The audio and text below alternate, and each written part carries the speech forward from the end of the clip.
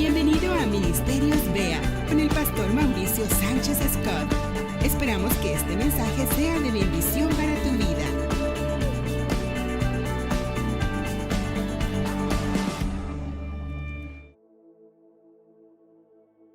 Llevamos 3 semanas con la serie Ciudadanos del Reino, la cual está fundamentada en 2 versículos bíblicos. Vamos a esta primera verdad que está en Efesios capítulo 2, verso 10.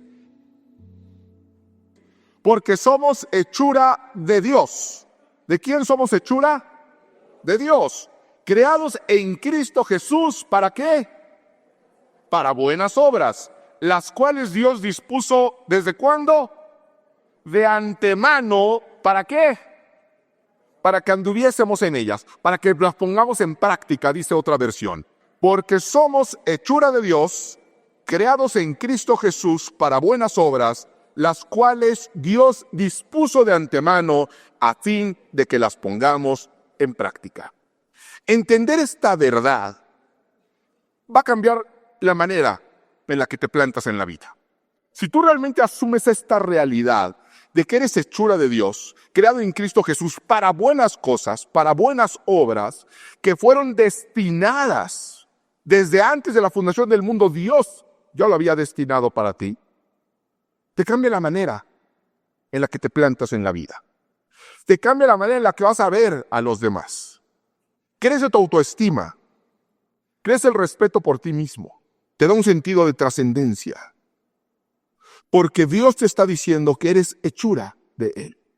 Mientras que hay otra cultura, la cultura del mundo, que te dice que eres un accidente cósmico. Que eres una motita de polvo de una motita de polvo. Que eres uno más de 7,000 millones, iguales a ti. Destinados a la extinción, con el único propósito de nacer, crecer, reproducirse y morir. Y cuando te dicen que eres un accidente cósmico, que eres pequeñísimo, te están diciendo que eres insignificante.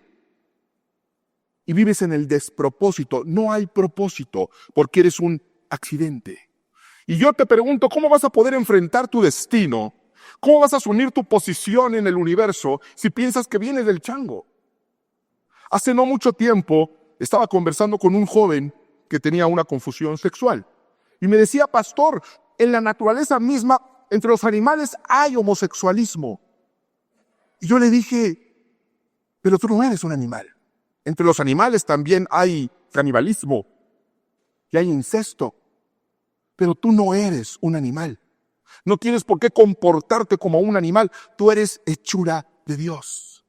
Creado a imagen y semejanza de Dios. Y si tú piensas que vienes de un animal, pues ves natural comportarte como uno. Somos creación de Dios. Nos han hecho creer que somos comunes y corrientes. No eres común y corriente. Que es un poquito corriente, pero ¿cómo no? ¿Cómo no? Y el diablo tiene interés en hacernos creer eso. Tiene intereses porque se empieza asumiendo que somos hechura de Dios. El entender que somos hechura de Dios nos va a permitir saltar el segundo paso, que es creado en Cristo Jesús para cosas buenas, para cosas grandes, para cosas trascendentes. Tú no puedes estar en esa posición si no asumes la primera. Somos hechura de Dios. Somos creados en Cristo Jesús. El diablo lo sabe y conoce bien la Escritura. Proverbios 23 dice, porque como piensa el hombre en su corazón, tal es él. Y esto es peligrosísimo. Al mismo tiempo puede ser muy benéfico para ti, porque lo que la Biblia nos deja saber es un principio espiritual. Como piensa el hombre en su corazón, tal es él. Esto quiere decir que si tú piensas que eres una basura, que eres un donadie, que eres un fracaso, que eres un inútil, en eso te vas a convertir. Por el contrario, si asumes que eres hechura de Dios, creado en Cristo Jesús, vas a hacer buenas obras. Y vas a estar caminando en el destino que Dios preparó y planeó para ti.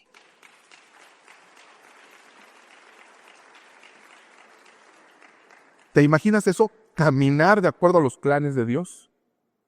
Se dice que en este mundo no hay nada perfecto. Hay algo perfecto en tu vida. Hay algo perfecto en tu vida, la voluntad de Dios. Romanos 12:2 nos deja saber que la voluntad de Dios es buena, agradable y perfecta. Hay algo perfecto en tu vida, la voluntad de Dios es perfecta. Así que si tú caminas en la voluntad de Dios, estás caminando en algo que es perfecto. Y no vas a poder caminar ahí si no asumes lo que la Biblia nos enseña. Fíjate lo que va a decir el salmista en el Salmo 139, versículo 14. Vamos todos ahí, por favor. Es otro de los textos que debemos de grabarnos en nuestro corazón, que debes de subrayar en la Escritura y repetirlo todas las noches para que te impregnes de él. Salmo 139, versículo 14. El rey David va a hacer este cántico. Un hombre que se equivocó, un hombre que cayó, un hombre que enfrentó muchas tribulaciones, pero sin embargo, Dios se refiere a él como un hombre conforme al corazón de Dios mismo. Este hombre entendía ciertas cosas que le agradaban tanto a Dios que dijo, este es un varón conforme a mi corazón. Entiende cosas que otros no pueden entender. Y fíjense lo que va a decir aquí. Es sorprendente lo que va a escribir. Salmo 139, 14. ¿Lo tenemos todos? Te alabo porque soy una creación admirable. Tus obras son maravillosas y esto lo sé muy bien. Está diciendo el rey David, hay muchas cosas que ignoro, hay cosas que medio sé, pero hay algo que sé muy bien. Te quiero alabar, Señor, porque soy una creación admirable. Tus obras son maravillosas y esto lo sé muy bien. Algo admirable es algo que es digno de ser admirado, ¿eh? Y David no lo está diciendo en un sentido de prepotencia o narcisista. Está diciendo lo que tú has hecho en mí causa admiración en los demás. Soy una creación admirable. ¿Cuántos de aquí podemos decir eso? Te levantas y dices, le doy gracias a Dios porque soy admirable. Amén. Tus obras son maravillosas. ¿Y usted es obra de quién? De Dios. Entonces es una maravilla, ¿no es cierto? Y es una maravilla que debería de ser admirada. Es lo que Dios quiere. Que admiren la obra de Dios en usted mismo. Acompáñame al Salmo 139 desde el versículo 13, por favor. Tú creaste mis entrañas, me formaste en el vientre de mi madre. Te alabo porque soy una creación admirable. Tus obras son maravillosas y esto lo sé muy bien. Mis huesos no te fueron desconocidos cuando en lo más recóndito era yo formado, cuando en lo más profundo de la tierra era yo entretejido. Tus ojos vieron mi cuerpo en gestación, tus ojos vieron mi embrión, dice otra versión. Todo estaba ya escrito en tu libro. Todos mis días se estaban diseñando, aunque no existía uno solo de ellos. Es maravilloso. Todos tus días ya fueron diseñados por Dios. Hay un diseño maravilloso, perfecto en tu vida. Si andamos en la voluntad de Dios. Y eres único. Tan único que yo te voy a pedir que veas tus manos. Ve tus manos. Pero hágalo, vea sus manitas. Aunque no se haya hecho el manicure, usted vea sus manitas. Sí. Y fíjese bien, véalas bien y dígame qué ve. Aparte de los callos, eso no. Véase las huellas digitales. ¿Ya las vio? No hay otras iguales en el planeta Tierra. No hay otras iguales. No solamente no hay otras iguales. No ha habido en toda la historia de la humanidad otras iguales. ¿Y sabe qué otra cosa? Ni va a haber otras iguales. Usted es único. Usted es único. Y fue creado para cosas únicas. Así que tome sus manitas y denle un aplauso al Señor. Sí, denle un aplauso al Señor. Y si usted es único, y si usted es original, ¿por qué quiere copiar la vida de alguien más? ¿Por qué nos empeñamos en querer vivir la vida de alguien más, en copiar la vida de alguien más si somos originales y únicos? ¿Por qué nos amoldamos a la vida que el mundo dice que debemos tener? Romanos 12:2 dice, no te amoldes al mundo actual. sino transfórmate mediante la renovación de tu mente. ¿Por qué nos amoldamos a la vida que el mundo dice debemos tener, con sus ideas de felicidad, su idea de éxito y de realización, que han llevado a la depresión, al fracaso, a la confusión y a la desintegración? Lo que usted debe hacer es tomar el lugar que nos corresponde en el universo, y eso nos lleva a la segunda verdad. Vamos a 2 de Corintios capítulo 5. 2 de Corintios capítulo 5, verso 20, por favor. Así que somos embajadores de Cristo, como si Dios nos exhortara a ustedes por medio de nosotros. En nombre de Cristo les rogamos que se reconcilien con Dios. Usted es un embajador y tiene una función. El pastor, es que yo no sé cuál es el plan de Dios para mí en la tierra. Pues lea 2 de Corintios. Es un embajador y que tiene una misión. En nombre de Cristo les rogamos que se reconcilien con Dios. Tenemos una función reconciliadora por medio de Cristo, en el nombre de Jesús. Nosotros no podemos reconciliar a las personas con Dios, pero Cristo sí. Y Cristo nos ha enviado a nosotros como sus representantes para que las personas se reconcilien con Dios. Ese es su propósito en la tierra, si es que se lo había preguntado. Usted es un embajador y vimos que los embajadores tienen funciones. 4 funciones principales. 1, representar a la nación ante el estado receptor. Nosotros somos representantes del reino en la tierra. 2, impulsa iniciativas orientadas a la difusión y promoción de la cultura. 3, dar a conocer el país promoviendo sus conocimientos, valores y dando a conocer sus atractivos. 4, proteger los intereses del gobierno y los de sus ciudadanos. Proteger los intereses del gobierno y los de sus ciudadanos. La Biblia dice que la iglesia es columna y baluarte de la verdad. La iglesia es un bastión que defiende la verdad. Una verdad que ya no se enseña en ningún lado. No se enseña en las universidades, no se enseñan en los seminarios, únicamente se enseña en la iglesia. Y tenemos que defender la verdad. Solamente la iglesia predica la verdad. Jesucristo es la verdad. Y en tiempos difíciles, en tiempos de conflicto, la embajada y los embajadores son sumamente importantes. Históricamente es en las embajadas donde se ocultan los servicios de espionaje y de inteligencia, donde se intercambian recursos e información. El actor de la embajada es determinante cuando una guerra es inminente. Por supuesto, una vez que un país entra ya en guerra, se cierra la embajada. Se cierran las embajadas y se van los diplomáticos. La Biblia nos enseña que llegará el día que la embajada del reino, la iglesia, va a ser retirada del mundo. Se le conoce como el rapto. Y va a empezar el bombardeo conocido como Armagedón. Pero eso es otro tema. Estamos en un tiempo donde estamos con la embajada y ya en tiempos de guerra, y lo que sucede aquí es determinante para el éxito de tu misión en la tierra. Se sabe de un hecho ocurrido en una embajada que fue determinante para que Estados Unidos se mantuviera delante de la Unión Soviética durante la Guerra Fría.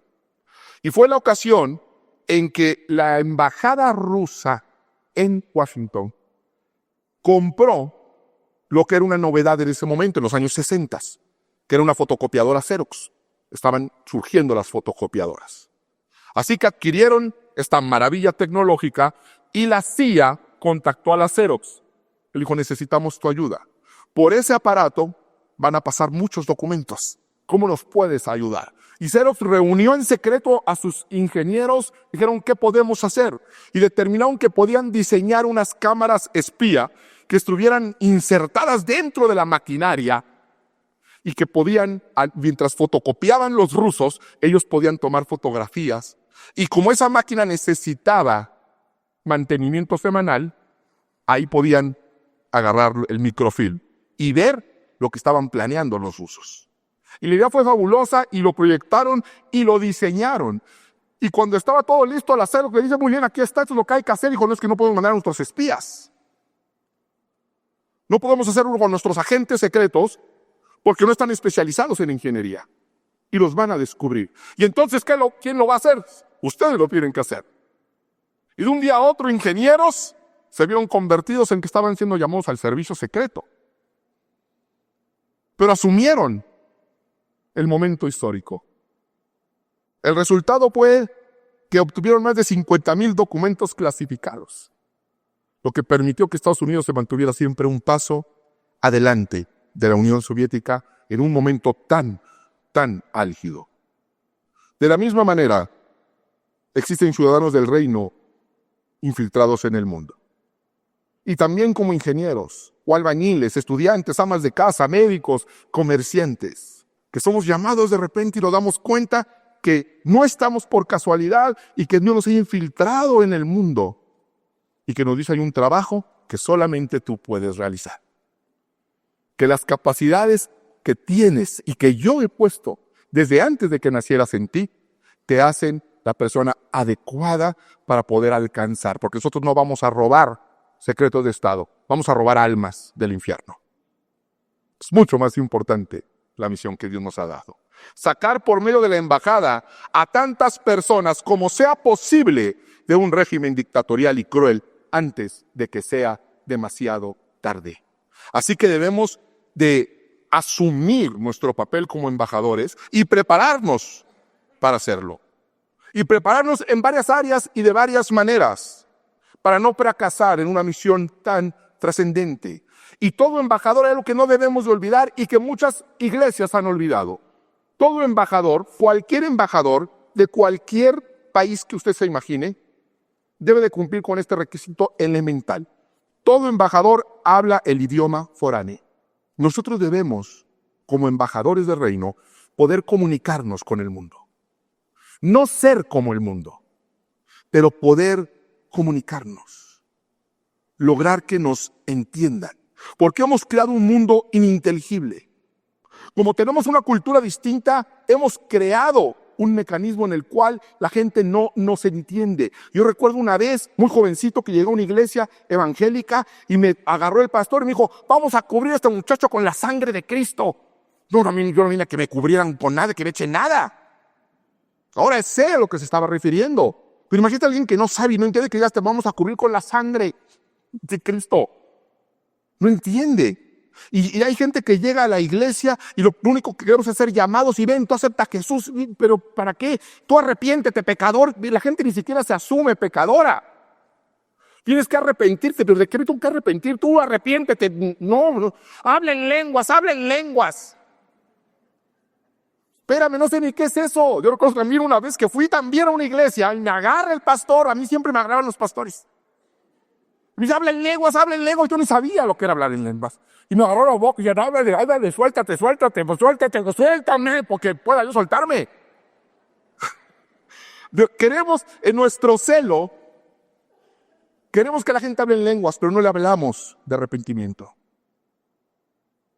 Queremos que la gente crea, pero no le hablamos de la fe que obra. No le hablamos de la obra de Cristo. Y la gente llega a las iglesias y nos ve brincando, nos ve danzando, nos ve hablando en lenguas, nos digo, ¿y saben qué piensan? Piensan que estamos locos. Y si se enoja porque yo estoy diciendo esto, no se enoje conmigo, enójese con el apóstol Pablo, porque son palabras de él. Acompáñame a 1 Corintios capítulo 14, versículo 23. Y en lo que lo encuentras te quiero aclarar algo. Yo no estoy en contra del don de lenguas, yo hablo en lenguas. Yo hablo en lenguas. Creo en los dones del Espíritu Santo, pero hay que saber cómo, hay que saber dónde y hay que saber cuándo. Fíjate lo que escribió el apóstol Pablo. Así que si toda la iglesia se reúne y todos hablan en lenguas y entran algunos que no entienden o no creen, ¿no dirán que ustedes están locos? Pero si uno que no cree o uno que no entiende entra cuando todos están profetizando, profetizando no es hablar a futuro, profetizando es hablar la palabra de Dios. Eso es profetizar. Y se está profetizando, se sentirá reprendido y juzgado por todos, y los secretos de su corazón quedarán al descubierto. Así que se postrará ante Dios y lo adorará exclamando, realmente Dios está entre ustedes.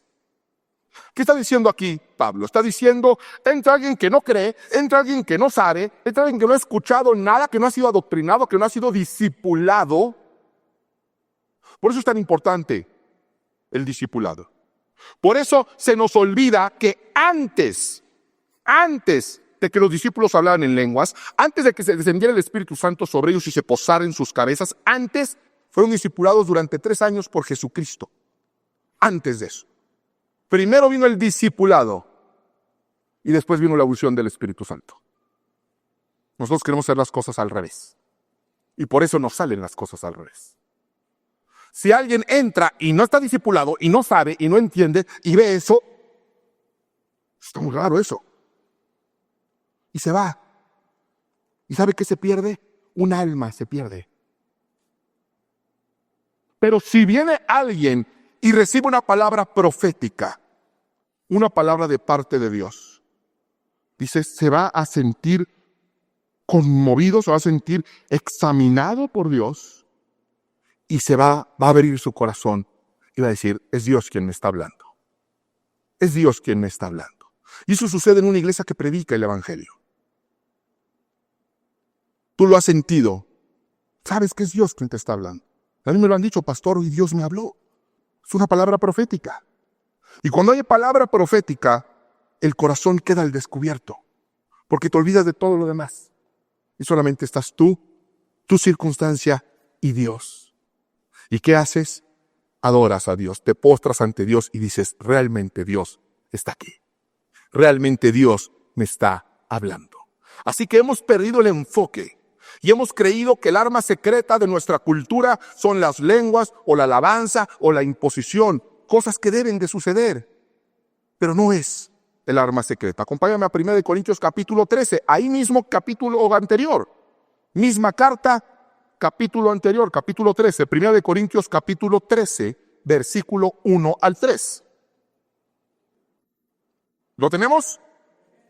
Si yo hablase lenguas humanas y angélicas y no tengo amor, vengo a ser como metal que resuena o címbalo que retiñe. Y si tuviese profecía y entendiese todos los misterios y toda ciencia, y si tuviese toda la fe de tal manera que trasladase los montes, y no tengo amor, nada soy. Y si repartiese todos mis bienes para dar de comer a los pobres, y si entregase mi cuerpo para ser quemado, y no tengo amor, de nada me sirve. El arma secreta de la cultura del reino es el amor. Es el amor. De nada te sirve hablar en lenguas si no tienes amor. De nada te sirve tener una fe, fíjense nada más lo que dice. Que dice, montaña, muévete.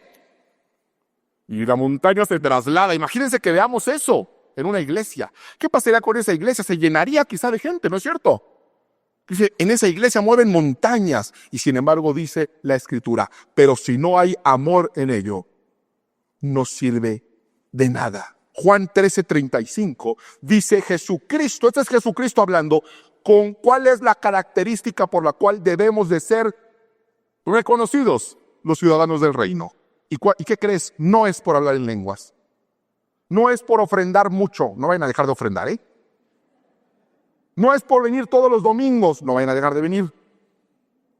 Dice Juan 13:35. En esto conocerán todos que sois mis discípulos, si tuviereis amor los unos con los otros. Y en el versículo anterior dice, y acompáñame porque esto lo tienes que leer. Juan 13:34. ¿Lo tienes? ¿Qué dice? Un mandamiento. No es una sugerencia, no es una recomendación, es un mandamiento. Un mandamiento nuevo os doy, que os améis unos a otros como yo os he amado. Esta no es una opción para nosotros, es un mandamiento. Amar. Porque si no amamos como embajadores del reino, si no amamos como iglesia, no valemos nada. No sirve de nada lo que hagamos aquí si no hay amor. Y hemos creído que el amor es un sentimiento. El amor no es un sentimiento. El amor es una decisión. El amor es una manera de vivir. 1 Corintios 3:4 nos explica qué es el amor. Y dice, el amor es sufrido. El amor es paciente, es bondadoso. El amor no es envidioso, ni jactancioso, ni orgulloso. No se comporta con rudeza, no es egoísta, no se enoja fácilmente, no guarda rencor. todo lo disculpa, todo lo cree, todo lo espera, todo lo soporta. El amor no es un sentimiento, te han engañado. El amor es una manera de vivir. El amor es una forma de reaccionar ante la circunstancia. Así que antes de cualquier cosa, debes de aprender a comunicar amor. Amor. Y lo tienes que hacer además con facundia. Si usted no sabe lo que es facundia, yo tampoco sabía, pero se lo voy a decir. Facundia es un término que significa fluidez, facilidad de palabra, afluencia, verbosidad. Facundia. Usted no va a poder ser un embajador eficaz si no tiene facundia, facilidad de palabra. Comunicar con amor y comunicar con fluidez, con facilidad de palabra, con afluencia, verbosidad. Es otra parte del don de lenguas que necesitamos. Y yo traigo un examen hoy para saber si tiene esa facilidad de lengua. Muy sencillito el examen. Muy sencillito para empezar a soltar la lengua. Parangaricutirimícuaro. ¿Puede usted decir parangaricutirimícuaro? A ver, dígalo. Voy. Este es nivel 1, ¿eh? ¿Está prendido este micrófono? Parangaricutirimícuaro. El que no lo diga se va de la iglesia, ¿eh? Ah, muy bien, un aplauso para Gaby. Nivel 2. Esternocleidomastoideo. ¿Cómo? Esternocleidomastoideo. Es un músculo, creo que el doctor es aquí, ¿verdad? Este músculo de acá. Esternocleidomastoideo. ¡Vámonos! Le digo que lo tenemos. Le digo que lo tenemos. Ácido desoxirribonucleico. Ácido desoxirribonucleico. Ácido desoxirribonucleico. Desoxirribonucleico. Terminando el sermón, me esperas allá afuera, por favor. Electroencefalografista. Muy bien, a nivel 5. Ahí viene la más difícil. La palabra que sigue es la más difícil. Si logra usted decir esta palabra, aunque no pueda decir las demás, va a pasar. Porque es la palabra más difícil para un cristiano. Y esa palabra es perdón. Perdón. No, pero no me la diga a mí. A mí es fácil porque no me ha hecho nada. O al menos nada que me haya dado cuenta. Pero qué difícil es pedir perdón. Qué difícil es pedir perdón. ¿Y sabe qué? Usted no va a poder ser un embajador del reino, no va a poder ser una embajadora del reino hasta que no aprenda a pedir perdón con fluidez. Acompáñame a la escritura. Ve la importancia de esto. Mateo capítulo 6, verso 14. Una enseñanza de nuestro Señor Jesucristo. Porque si perdonan a otros sus ofensas, también los perdonará a ustedes su Padre Celestial.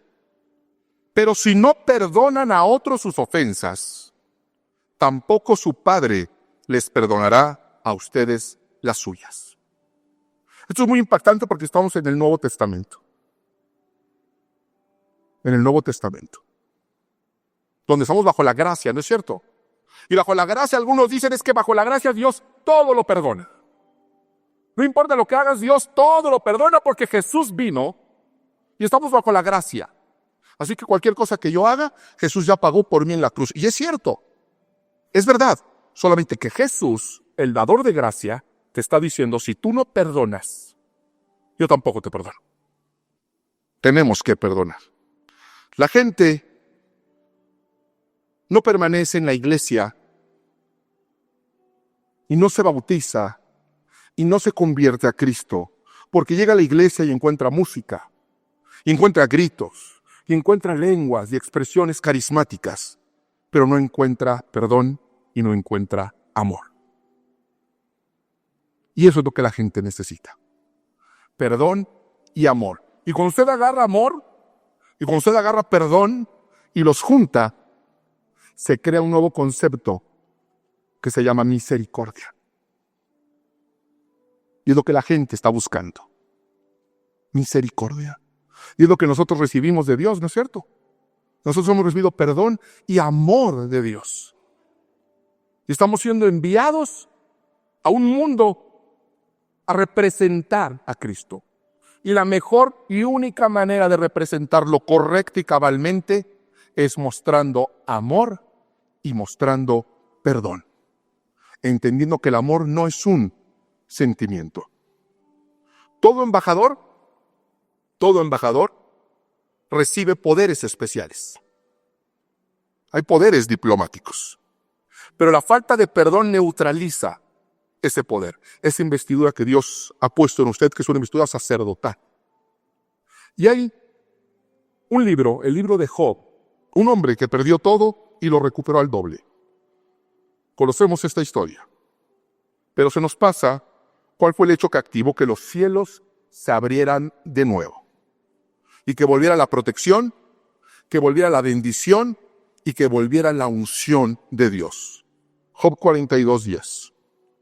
Dios le va a pedir a Job una última cosa. Después de que se mantuvo fiel, después de que entendió su papel como hijo de Dios, Dios le dijo, te falta una cosa. Ustedes recordarán que hubo 3 amigos que lo visitaron, amigos entre comillas, y que lo hicieron pedazos. Dijo, quiero que ores por tus amigos. Al decirlo, quiero que ores por ellos, que en tu peor momento, peor te trataron, cuando debieron haber devuelto la amistad que tú les brindaste durante tantos años, cuando te vieron debilitado, te vieron enfermo, te vieron triste, te vieron deprimido, te vieron empobrecido, en lugar de tenderte una mano, hicieron leña del árbol caído. Dice, quiero que ores por ellos. Quiero que los perdones y que ores por ellos. Y lean lo que dice la Escritura en Job 42:10. Último capítulo. Después de haber orado Job por sus amigos,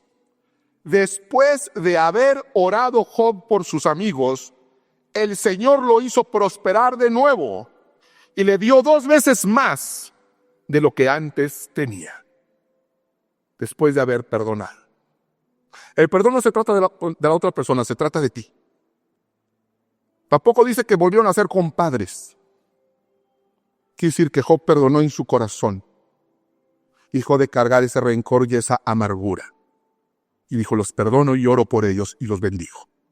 Y dice que fue entonces cuando se abrieron los cielos. Y Dios le dio el doble de todo lo que había poseído. El doble. La falta de perdón en tu vida es lo que ha estado atorando la bendición, la unción, la protección y la prosperidad que Dios tiene para ti. Tenemos que perdonar. No hay opción. El siguiente versículo en esta historia de Job es que las personas llegaban y se admiraban de lo que Dios había hecho en él. Se admiraban de haberlo visto como estaba y verlo ahora próspero, sano, bendecido, feliz y pleno y sin rencor. Dice que se admiraban. Es lo mismo que Dios quiere para ti. Es exactamente lo mismo. Cuando tú perdones, Dios va a abrir nuevamente los cielos y la gente se va a admirar de la obra que Dios va a hacer en ti. Y vas a poder decir como el salmista, Dios, te alabo porque soy una creación admirable. Tus obras son maravillosas y esto lo sé muy bien. Ministerios Vea con el pastor Mauricio Sánchez Escort. Esperamos que este mensaje sea de bendición para tu vida. Para conocer más, visita nuestro sitio en internet www.iglesiavea.com. Gracias por escucharnos.